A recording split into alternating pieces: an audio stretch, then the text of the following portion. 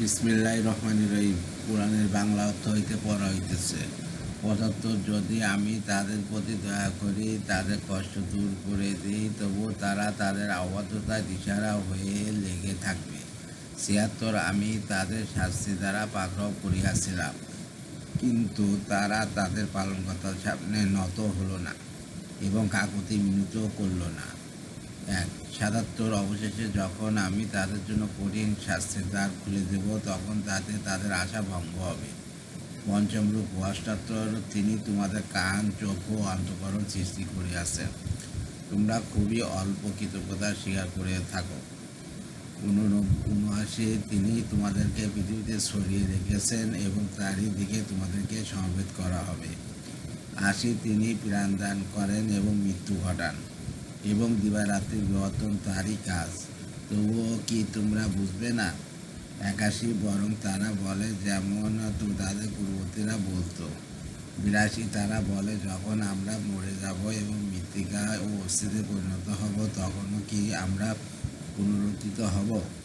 ৮৩। অতীতে আমাদের এবং আমাদের পিতৃপুরুষদের এই অধ্যায় দেওয়া হইয়াছে, এটা তো পূর্ববর্তীতে কল্প কথা, বহু কিছুই নয়। ৮৪। বলুন, পৃথিবী এবং পৃথিবীতে যারা আছে তারা কার? যদি তোমরা জানো তবে বলো। ৮৫। এখন তারা বলবে, সবই আল্লাহর।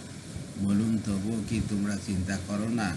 ৮৬। বলুন, সপ্ত আকাশ ও সপ্ত আকাশের মালিককে। ৮৭। এখন তারা বলবে, আল্লাহ। বলুন, তবুও তো কি তোমরা ভয় করবে না? ২। ৮৮। বলুন, তোমাদের জানা থাকলে বলো, কার হাতে সব বস্তু কৃতিত্ব, যিনি রক্ষা করেন এবং যার কবল থেকে কেউ রক্ষা করতে পারে না। ৮৯। এখন তারা বলবে, আল্লাহ। বলুন, তাহলে কোথা থেকে তোমাদের জাদু করা হচ্ছে? ৯০। কিছুই নয়, আমি তাদের কাছে সত্য পৌঁছাইয়াছি, আর তারা তো মিথ্যাবাদী। ৯১। আল্লাহ কোনো সন্তান গ্রহণ করেননি এবং তার সাথে কোনো মাবুদ নেই। থাকলে প্রত্যেক মাবুদ নিজ নিজ সৃষ্টি নিয়ে চলে যেত এবং একজন অন্যজনের ওপর প্রবল হয়ে যেত। তারা যা বলে তা থেকে আল্লাহ পবিত্র। ৯২। তিনি দৃশ্য অদৃশ্যের জ্ঞানী, তারা যা শরীক করে তিনি তা থেকে ঊর্ধ্বে। শানে নুজুল। মক্কার মুশরিকদের অভদ্রতার জন্য রাসূলুল্লাহ সাল্লাল্লাহু আলাইহি ওয়াসাল্লাম বদদোয়া করলে মক্কায় ভীষণ দুর্ভিক্ষ দেখা দেয়।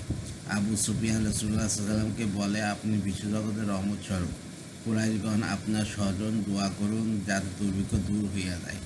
রাসূল সাল্লাল্লাহু আলাইহি ওয়াসাল্লাম দোয়া করলে দুর্ভিক্ষ দূর হয়ে যায়, অথচ মুশরিকগণ পুনরায় অবাধ্য আচরণ করতে লাগল। তখন এই আয়াতগুলো নাজিল হয়। ২ টিকা। এই সকল প্রশ্ন অবাসীদেরকে আল্লাহ তার রাসূলকে করতে বলিয়াছেন এবং অবাসীরা কি উত্তর দিবে তাও বলে দিয়েছেন, কারণ এগুলো এমন প্রশ্ন যার উত্তর বা স্বীকার্যতা বলা ছাড়া উপায় নাই। সুতরাং যুক্তি তর্কের অবসান এখানেই শেষ। এখন নির্দ্বিধায় আল্লাহর প্রতি ঈমান আনা ছাড়া অন্য কোনো গন্তব্য নেই। ৩ টিকা। সুতরাং যখন সকল ক্ষমতা তারই করায়ত্তে, তিনি কারো কল্যাণ কামনা করলে কেউ রুখতে পারবে না এবং কাউকে শাস্তি কষ্ট দিতে চাইলে তা পালন করতে সক্ষম হবে না। ষষ্ঠ রুকু। ৯৩। বলুন, হে আমার পালনকর্তা, যে বিষয়ে তাদেরকে ওয়াদা দেওয়া হইয়াছে তা যদি আমাদেরকে দেখান। ৯৪। হে আমার পালনকর্তা, অতঃপর আপনি আমাকে গুনাহগার সম্প্রদায়ের অন্তর্ভুক্ত করবেন না। ৯৫। আমি তাদের যে বিষয়ে ওয়াদা দিয়েছি তা আপনাকে দেখাতে অবশ্যই সক্ষম। ৯৬। মন্দের জবাবে তাই বলুন যা উত্তম, তারা যা বলে আমি সে বিষয়ে সবিশেষ অবগত। ৯৭। বলুন, হে আমার পালনকর্তা, আমি শয়তানের প্ররোচনা থেকে আপনার আশ্রয় প্রার্থনা করি। ৯৮। এবং হে আমার পালনকর্তা, আমার নিকট তাদের উপস্থিতি থেকে আপনার আশ্রয় প্রার্থনা করি। ৯৯। যখন তাদের কারোর কাছে মৃত্যু আসে তখন সে বলে, হে আমার পালনকর্তা, আমাকে পুনরায় দুনিয়াতে প্রেরণ করুন ১০০, যাতে আমি সৎকর্ম করতে পারি যা আমি করিনি। কখনোই নয়, এই তো তার একটি কথা মাত্র। তাদের সামনে পথ আছে পুনরুত্থান দিবস পর্যন্ত। 101 অথবা যখন সিংহায় ফুঁক দেওয়া হবে সেদিন তাদের পারস্পরিক আত্মীয়তার বন্ধন থাকবে না এবং একে অপরকে জিজ্ঞাসাবাদ করবে না। 102 যাদের পাল্লা ভারী হবে তারাই হবে সফলকাম। 103 এবং যাদের পাল্লা হালকা হবে তারাই নিজেদের ক্ষতিসাধন করিয়াছে, তারা দুজনে চিরকাল বসবাস করবে। 104 আগুন তাদের মুখমণ্ডল দগ্ধ করবে এবং তারা তাদের বিশদ আকার ধারণ করবে। 105 তোমাদের সামনে কি আমার আয়াতসমূহ পঠিত হতো না? তোমরা তো সেগুলিকে মিথ্যা বলতে। 106 তারা বলবে, হে আমাদের পালনকর্তা, আমরা দুর্ভাগ্যের হাতে পরাভূত ছিলাম এবং আমরা ছিলাম বিভ্রান্ত জাতি। 107 হে আমার পালনকর্তা, এ থেকে আমাদের উদ্ধার করো। আমরা যদি পুনরায় তা করি তবে আমরা গুনাহগার হব। 108 আল্লাহ বলবেন, তোমরা ঝিঁকিত অবস্থায় এখানে পড়ে থাকো এবং আমার সাথে কোনো কথাবার্তা বলো না। 109 আমার বান্দাদের একদল বলতো, হে আমাদের পালনকর্তা, আমরা বিশ্বাস স্থাপন করিয়াছি, অতএব তুমি আমাদেরকে ক্ষমা করো ও আমাদের প্রতি রহম করো, তুমি তো দয়ালুদের মধ্যে শ্রেষ্ঠ দয়ালু। 110 অতঃপর তোমরা তাদের ছাত্রায় প্রাপ্তরূপে গ্রহণ করতে, এমনকি তা তোমাদেরকে আমার স্মরণ ভুলিয়া দিয়াছে এবং তোমরা তাদেরকে দেখে পরিহাস করতে। 4 টিকা। বারজাক শব্দের অর্থ প্রতিবন্ধক, পর্দা, পৃথকীকরণ।